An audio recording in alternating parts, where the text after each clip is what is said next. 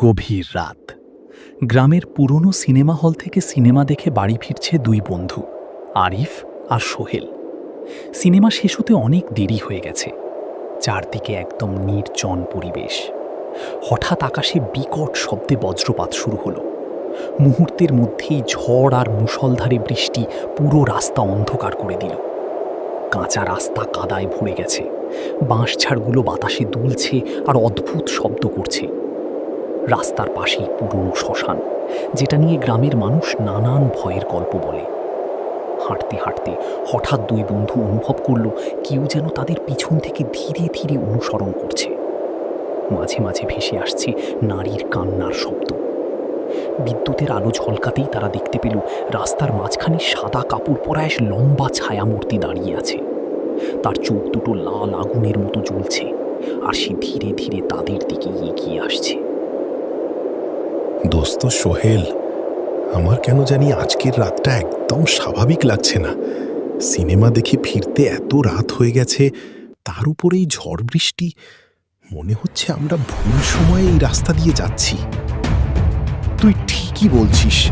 আমি অনেকক্ষণ ধরেই অনুভব করছি কেউ যেন আমাদের পিছনে হাঁটছে। কয়েকবার পিছনে তাকালাম, কিন্তু কাউকে দেখতে পেলাম না। তারপর বুকের ভিতরটা কেমন ঠান্ডা হয়ে যাচ্ছে।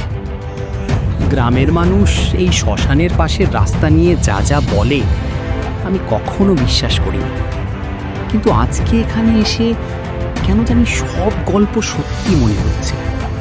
বাতাসের শব্দও কেমন অদ্ভুত লাগছে।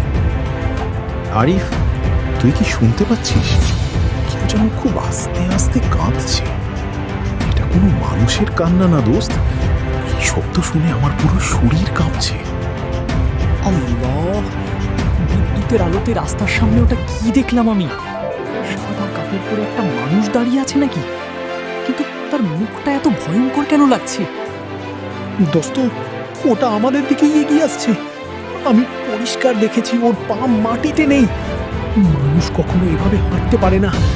আমাদের এক্ষুনি এখান থেকে পালাতে হবে। আমি দৌড় দিতে চাচ্ছি, কিন্তু আমার শরীর যেন কাজ করছে না। মনে হচ্ছে কেউ আমার পা শক্ত করে ধরে রেখেছে।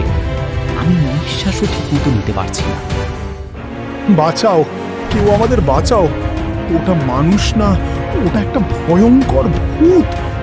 আজকে হয়তো আমরা আর জীবিত বাড়ি ফিরতে পারবো না।